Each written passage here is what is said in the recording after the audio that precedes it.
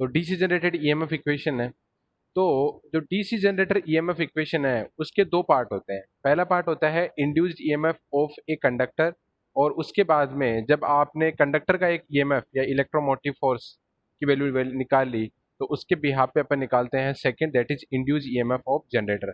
Main अपना purpose है EMF generation निकालना है आपको जनरेटर के अंदर, लेकिन उसको निकालने से पहले आपको एक कंडक्टर के अंदर, यानी जनरेटर के अंदर मल्टीपल कंडक्टर्स होंगे, तो एक कंडक्टर के अंदर आपको ईएमएफ इक्वेशन निकालनी पड़ेगी। अगर उस ईएमएफ इक्वेशन एक कंडक्टर के अंदर निकालोगे तो आप सारे के सारे जनरेटर है उसका ईएमएफ इक्वेशन आप निकाल सकते हो। ठीक है, तो सबसे पहले अपन स्टार्ट करते हैं derivation for induced EMF of one conductor. तो एक कंडक्टर के अंदर जो इंड्यूस्ड ईएमएफ है उसकी वैल्यू निकालने के लिए आपको क्या क्या करना पड़ेगा। ठीक है, तो इसमें कुछ एजम्पशंस हैं, कुछ अपनी चीजें माननी पड़ेगी पहले।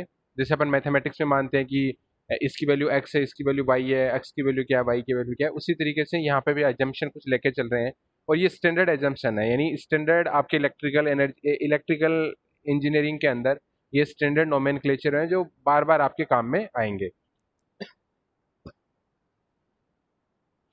ओके, तो सबसे पहले हमने अज्यूम क्या किया कि एक जो कंडक्टर है वो कंप्लीटली आपका वन रिवॉल्यूशन कर रहा है। ये जो चीज है कि वन रिवॉल्यूशन क्या है, ये सारी की सारी चीजें मैंने आपका जो डीसी जनरेटर का वर्किंग प्रिंसिपल है जो मैंने वीडियो शेयर किया आपके ग्रुप पे, वहां पे आप जाके देख सकते हो कि वन रिवॉल्यूशन रिवॉल्यूशन का मतलब क्या है। वन रिवॉल्यूशन का सिंपली मतलब है कि एक पोजीशन से पूरा मूवमेंट करके अगेन उसी पोजीशन पे कोई भी कंडक्टर आ जाए। तो वन रिवॉल्यूशन के लिए मैं क्या ज्यूम कर रहा हूँ कि सपोज करो कि जो फ्लक्स है दैट इज फाई। फाई क्या है मेरा, flux produce by each pole in weber, यानी एक पोल के द्वारा जो आपका फ्लक्स प्रोड्यूस है उसकी वैल्यू अगर मैं फाई मान लेता हूँ, ठीक है, कि पर पोल है, कि पर पोल के द्वारा, यानी एक पोल के द्वारा फ्लक्स प्रोड्यूस आपका फाई है। और टोटल नंबर ऑफ पोल अगर मैं पी मान लेता हूँ डीसी जनरेटर के अंदर, तो देखो फाइव पर पोल आपका फ्लक्स है, नंबर ऑफ पोल पी है, तो आपके टोटल फ्लक्स कितना हो जाएगा, क्योंकि फ्लक्स पर पोल कितना है, फाई है, पी से उसको मल्टीप्लाई कर दो, जो क्या होता है कि सारे के सारे जो पोल्स हैं मतलब पी पोल है उनकी वजह से आपका कितना फ्लक्स प्रोड्यूस हुआ है। तो total flux produce by all poles क्या होगा, five into P, five into P. Okay, five into P, five क्या आपका फ्लक्स पर पोल और पी क्या आपका नंबर ऑफ पोल। तो फ्लक्स पर पोल को आप पी से मल्टीप्लाई कर दोगे तो फ्लक्स पर पोल इंटू पोल, पोल से पोल कैंसिल हो जाए तो क्या आ जाएगा आपका टोटल फ्लक्स आ जाएगा, that is five into P. ये तो चीज हुई एक। उसके बाद में time taken to complete one revolution. देखो सपोज करो कि आपका जो आर्मेचर है वो आपका एन आरपीएम से घूम रहा है। एन आरपीएम का मतलब क्या है, एन रिवॉल्यूशन पर मिनट, यानी एक मिनट के अंदर कितने रिवॉल्यूशन कर रहा है आपके, एन कर रहा है। ठीक है, तो मैं ये बोल सकता हूँ इसका सिंपली वही मैथमेटिक्स है, सिंपल मैथमेटिक्स है कि अगर मेरे पास में 2 रुपए का एक केला आता है तो 10 रुपए में कितने केले आएंगे, जो अपन normally third standard, fourth standard के अंदर या फिफ्थ स्टैंडर्ड के जो अपन मैथमेटिक्स के क्वेश्चन करते हैं उसी तरीके से। तो यहाँ पे है कि एन रिवॉल्यूशन पर मिनट का मतलब क्या है, मैं एज्यूम करके चल रहा हूँ कि ये एन रिवॉल्यूशन पर मिनट यानी एन आरपीएम से घूम रहा है। एन आरपीएम का मतलब क्या है, एन रिवॉल्यूशन पर मिनट, या मैं बोल सकता हूँ एक मिनट के अंदर एन रिवॉल्यूशन कर रहा है। रिवॉल्यूशन का मतलब घूम रहा है। ठीक है, तो मैं ये बोल सकता हूँ कि एक मिनट में अगर एन रिवॉल्यूशन कर रहा हूँ तो मैं सेम चीज ये बोल सकता हूँ कि 60 सेकंड के अंदर रिवॉल्यूशन कितने होंगे, एन, क्योंकि एक मिनट इक्वल टू कितना हो गया आपका 60 सेकंड। तो 1 minute equal to N revolution, तो सेम चीज मैं बोल सकता हूँ 60 second equal to N revolution. तो एक सेकंड में कितना होगा, एक सेकंड में होगा आपका N by 60, N by 60। Okay, तो इस तरीके से अपन क्या कर सकते हैं, तो टाइम टेकन है टू कंप्लीट वन रिवॉल्यूशन, तो एन रिवॉल्यूशन करने में कितना 60 सेकंड लग रहा है, एक रिवॉल्यूशन करने में कितना लग रहा है 60/n, टाइम कितना लग रहा है आपका 60/n, क्योंकि एन रिवॉल्यूशन करने में 60 सेकंड लग रहे हैं, तो एक रिवॉल्यूशन करने में कितना लगेगा आपको 60/n।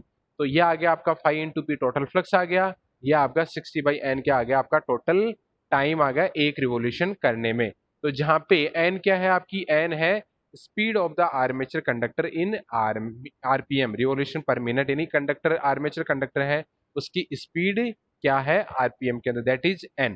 तो अब अपन क्या यूज करते हैं, according to Faraday's law of electromagnetic induction. ये सेम की सेम चीज मैंने डीसी जनरेटर के जो वर्किंग प्रिंसिपल है उसके अंदर भी बताया है कि आपका जो एंटायर डीसी जनरेटर है that is working on the Faraday's law of electromagnetic induction. तो now now according to Faraday's law of induction the induced EMF of armature conductor is denoted by E, यानी जो EMF produce होगा that will be E, that will be E, which is equal to rate of flux cutting the flux, यानी induce EMF क्या होता है आपका E equal to N D phi by D T, E equal to N D phi by D T, यानी E equal to D phi, cut कितना flux आपका cut हो रहा है कितने टाइम में, या मैं बोल सकता हूँ कि जो E है उसकी वैल्यू क्या होगी आपकी total flux divide by time taken, यानी टोटल फ्लक्स कितना लिया है आपने, टोटल फ्लक्स कितना है और टाइम कितना उसने एक रिवोल्यूशन करने में लिया है। अब अपन ओनली एक कंडक्टर की बात करें, क्योंकि मैंने स्टार्टिंग में बोला है कि जब भी आपको अगर ईएमएफ इक्वेशन निकालनी है तो first you have to find out the EMF induced in a conductor, then you have to find out induced EMF of wall generator. तो सबसे पहले अपन क्या कर रहे हैं, ये जो एक नंबर पॉइंट है that is induced EMF of a conductor, we are going to find out, या उसकी हम कैलकुलेशन कर रहे हैं। तो induced EMF of one conductor क्या होगी आपकी, ई इक्वल टू क्या हो जाएगा आपका total flux divide by time taken. तो टोटल फ्लक्स कितना है आपका, टोटल फ्लक्स अभी मैंने बताया आपको, टोटल फ्लक्स कितना है, नंबर ऑफ पोल पी है और फ्लक्स पर पोल अगर फाई है तो फाई इंटू पी क्या आ जाएगा आपका total flux, phi into P क्या आ जाएगा आपका टोटल फ्लक्स। ओके, और उस टोटल फ्लक्स को कंप्लीट करने में, यानी उसको उस टोटल फ्लक्स में मतलब उसका एक कंडक्टर को कंप्लीट रिवोल्यूशन करने में कितना टाइम लग रहा है, टाइम टेकन है दैट इज 60 बाई एन। तो फाई फाई इंटू पी तो क्या आपका टोटल फ्लक्स हो गया और 60 बाई एन क्या हो गया आपका टाइम टेकन हो गया। तो ई की वैल्यू क्या हो जाएगी आपकी 5p into N by 60, 5p into N by 60, यह आपका आ जाएगा induce EMF of one conductor. तो कोई आपको पूछे कि induce EMF of one conductor कितना होगा, तो induce EMF of one conductor कितना होगा आपका 5p into N by 60, 5p upon N by 60। Okay, ये तो हुई आपका इंड्यूस ईएमएफ वन कंडक्टर। अब ये तो बात हुई ओनली इंड्यूस कंडक्टर के अंदर आपका कितना हुआ है एएमएफ। दूसरा है इंड्यूस ईएमएफ ऑफ जनरेटर। अब इसी ही जो इक्वेशन है that is induce EMF of one conductor है, इसी को हम फर्दर काम में लेंगे और अपन इंड्यूस ईएमएफ निकालेंगे कंप्लीट जनरेटर का। ठीक है, तो उसके लिए हम क्या करते हैं, तो आपका क्या है derivation for induce EMF for DC generator, DC generator के लिए निकालना है। अब मैं क्या करता हूं कि अज्यूम किया है मैंने, अगेन जैसे अपने अज्यूम किया था फाई की वैल्यू क्या है, पी क्या है, ठीक है, उसी तरीके से मैंने अज्यूम किया है कि let's suppose that there are Z total number of conductor in generator. अभी तक अपन क्या कर रहे हैं कि अभी तक जो इंड्यूस ईएमएफ निकाला है वो किसके लिए निकाला है अपन ने, ओनली वन कंडक्टर के लिए, ओनली वन कंडक्टर के लिए निकाला है। अब मैं क्या अज्यूम करके चलता हूँ कि सपोज करो कि आपके पास में जेड, क्योंकि किसी भी जनरेटर के अंदर ओनली एक तो कंडक्टर होगा नहीं, मल्टीपल कंडक्टर होंगे। मैं ऐसे मान लेता हूँ, जैसे नंबर ऑफ पोल पी मान लेता हूँ, पी माना है, उसी तरीके से मैं मान लेता हूँ कि जेड क्या है आपके टोटल नंबर ऑफ कंडक्टर हैं जनरेटर के अंदर, जेड कितने, जेड क्या है आपके टोटल नंबर ऑफ कंडक्टर हैं जनरेटर के अंदर। ठीक है, और मैं ये मान लेता हूँ कि and arrange in such a manner that all parallel path are always in series, यानी सारे के सारे जो पैरेलल पाथ है वो सारे के सारे किस में आपके सीरीज में कनेक्टेड है। ठीक है, तो अब क्या है कि जेड मेरे क्या है टोटल नंबर ऑफ कंडक्टर है और ए मेरे क्या है नंबर ऑफ पैरेलल पाथ। देखो इसका मतलब मैं बताता हूँ, नंबर ऑफ पैरेलल पाथ का मतलब क्या है कि सपोज करो कि जेड मेरे क्या है, सपोज करो 100 है, ये जो टोटल कंडक्टर है मेरे मान लो 100 मान लेता हूं मैं, और नंबर ऑफ पैरेलल पाथ कितने हैं मेरे 4 मान लेता हूं मैं, एग्जांपल के लिए बता रहा हूं। तो 100 डिवाइड बाई 4, 100 डिवाइड बाई 4 कितना आ जाएगा आपका 25, 100 डिवाइड बाई 4 कितना आ जाएगा 25, यानी एक पैरेलल पाथ के अंदर आपके कितने कंडक्टर होंगे, दैट विल बी 25। ठीक है, 25 एक पैरेलल पाथ में होंगे, दूसरे पैरेलल पाथ में भी कितने होंगे 25, तीसरे में भी कितने होंगे 25 और फोर्थ में भी कितने होंगे आपके 25।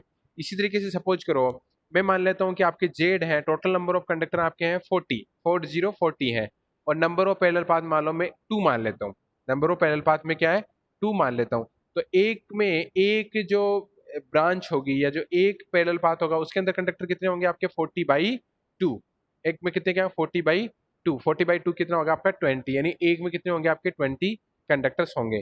तो देखो इसलिए देखो 100/4 किया, जब 100 कंडक्टर थे total number of parallel path 4 थे, तो 100/4 इक्वल टू 25, यानी ये देखो जेड बाई को ये क्या है 100/4, कितने हैं आपके जेड बाई ए 25 थे, ये क्या 25 क्या है number of conductor connected in series, यानी एक पैरेलल पाथ या सीरीज में कितने कंडक्टर कनेक्टेड होंगे आपके 25। अगर मैं मान लो जेड की वैल्यू 40 ले लेता हूँ, ए आपका 2 ले लेता हूँ, तो कितना हो जाएंगे 40/2, 40/2 कितना हो जाएगा आपका 20, तो 20 क्या हो जाएंगे, number of conductor in connected in series. तो अपने को पता है कि we know that induce EMF in each parallel path is same. क्यों है induce EMF each parallel path में सेम क्यों है?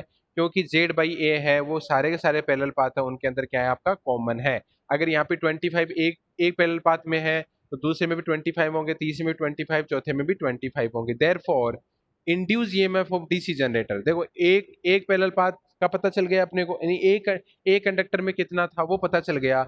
अगर एक कंडक्टर में आपको पता है इंड्यूस ईएमएफ, तो अगर मल्टीपल कंडक्टर्स में निकालना है तो आप इजीली निकाल सकते हो। तो क्या करना है अपने को, अगर आपको टोटल इंड्यूस ईएमएफ निकालना है जनरेटर के अंदर, तो आपको क्या करना पड़ेगा, ई इक्वल टू, मतलब टोटल ईएमएफ कितना होगा, E equal to EMF of one conductor का ईएमएफ को मल्टीप्लाई कर देंगे किसमें, number of conductor connected in series. Number of connected in series क्यों है, क्योंकि A number of parallel path है और जेड बाई ए क्या है, number of conductors connected in series है। तो टोटल जो आउटपुट वोल्टेज होगा that will be similar in each case, यानी सारे के सारे जो पैरेलल पाथ है उसके अंदर जो वोल्टेज होगा वो सारा का सारा क्या होगा, सेम होगा। ठीक है, तो ई क्या है, ईएमएफ ऑफ वन कंडक्टर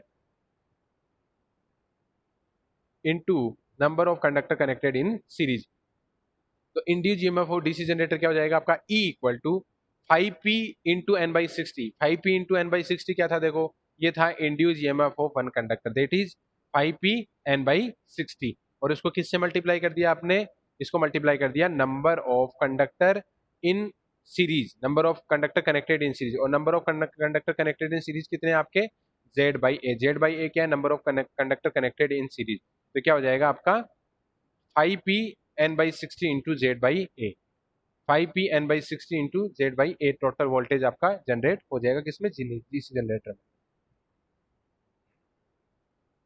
तो इसका मतलब क्या हुआ कि जो ईएमएफ इक्वेशन की अपन बात कर रहे थे कि पहला क्या था, induce EMF of one conductor, वो हमने फाइंड आउट कर लिया है। दूसरा क्या था, इंड्यूस ईएमएफ ऑफ जनरेटर दूसरे का, वो भी अपन ने फाइंड आउट कर लिया है जेड बाई एस से कैलकुलेट करके। ठीक है, जेड बाई एस से कैलकुलेट करके। तो देखो ये तो वह आपका total induce EMF of total voltage, यानी induce EMF of DC generator कितना हो गया, E equal to 5p N by 60 into Z upon A. ठीक है, अब देखो, अब आप ये बोलोगे कि ये पैरेलल पाथ है, ये कैसे डिसाइड होते हैं, ये पैरेलल पाथ है वो कैसे डिसाइड होते हैं। तो पैरेलल पाथ डिसाइड करने के लिए हम क्या करते हैं कि अपने पास में टाइप ऑफ वाइंडिंग पे डिपेंड करता है कि नंबर ऑफ पैरेलल पाथ कितने होंगे। कल भी मैंने बताया था कि अपने पास में दो टाइप की वाइंडिंग होती है, एक होती है वेव वाइंडिंग होती है और दूसरी आपकी होती है लेफ्ट वाइंडिंग। दूसरी क्या होती है आपकी, लेफ्ट बाउंड वाइंडिंग या लेव वाइंडिंग भी उसको बोलते हैं। अगर आपकी वेव वाइंडिंग है, अगर आपको क्वेश्चन में ये दिया हुआ है या एग्जामिनर आपको दे रहा है कि वेव वाइंडिंग है, तो वेव वाइंडिंग में क्या होंगे, नंबर ऑफ पैरेलल पाथ हमेशा किसके बराबर होंगे, आपके नंबर ऑफ एक ए इक्वल टू टू ही होंगे हमेशा, है ना। हमेशा क्या होंगे, ए इक्वल टू टू ही होंगे, चाहे आपके उसमें नंबर ऑफ पोल कितने भी क्यों ना हो। यानी वेव वाइंडिंग होगी तो उसमें नंबर ऑफ पैरेलल कितने पाथ कितने होंगे आपके, टू ही होंगे। लेकिन लेकिन तो इसका मतलब क्या होगा कि अगर वेव वाइंडिंग दी हुई है तो ए इक्वल टू क्या होगा आपका, टू। तो एक ही जगह आप टू पुट कर दो। अगर आपकी, अब देखो यहाँ तो क्या है, ये तो है induce EMF of DC generator, चाहे ले वाइंडिंग हो या वेव वाइंडिंग हो। अगर वेव वाइंडिंग होगी तो आपको एक ही जगह पुट करना पड़ेगा टू। तो एक ही जगह का टू पुट कर दोगे तो जो इंड्यूस ईएमएफ और wave winding, wave type of winding generator के लिए कितना हो जाएगा आपका, 5p n divide by 60 into Z by two. एक की वैल्यू क्या है आपकी, टू। ठीक है, तो ये क्या हो जाएगा 5zpn divide by 120 volt. Okay, ये तो क्या आ जाएगा induce EMF for wave winding. फिर अपन बात करते हैं सिंपल लेव बाउंड वाइंडिंग के बारे में। अगर आपका लेव वाइंडिंग दी हुई है तो क्या होगा, इस केस के अंदर अगर लेव वाइंडिंग दे रखी है तो आपके नंबर ऑफ पैरेलल पाथ, यानी नंबर ऑफ पैरेलल पाथ का मतलब ए की वैल्यू हमेशा किसके बराबर होगी, आपकी नंबर ऑफ पोल्स के बराबर होगी। यानी ए इक्वल टू हमेशा क्या होंगे आपके, पी के बराबर होंगे। अगर आपका पी 4 है तो नंबर ऑफ पैरेलल पाथ भी कितने होंगे, 4 होंगे। अगर पी की वैल्यू 6 है तो नंबर ऑफ पैरेलल पाथ भी कितने होंगे, 6 होंगे। Therefore induced EMF for lap wound generator क्या होगा, induced EMF for lap wound generator क्या होगा आपका, लेव बाउंड जनरेटर होगा is equal to 5z upon 60 into P by A. और ए की वैल्यू होगी आपके नंबर ऑफ पैरेलल पाथ के बराबर, नंबर ऑफ पैरेलल पाथ यानी नंबर ऑफ पोल्स के बराबर। तो आपको क्या करना है, जेड एक की जगह आपको क्या पुट कर देना है, आपको पी पुट कर देना है। एक ही जगह आपको क्या कर देना है, पी पुट कर देना है। तो पी जैसे पुट करोगे तो फाइनल वैल्यू क्या आ जाएगी, is equal to 5z upon 60 into P by A. तो ये आपका ईएमएफ इक्वेशन डीसी जनरेटर की है।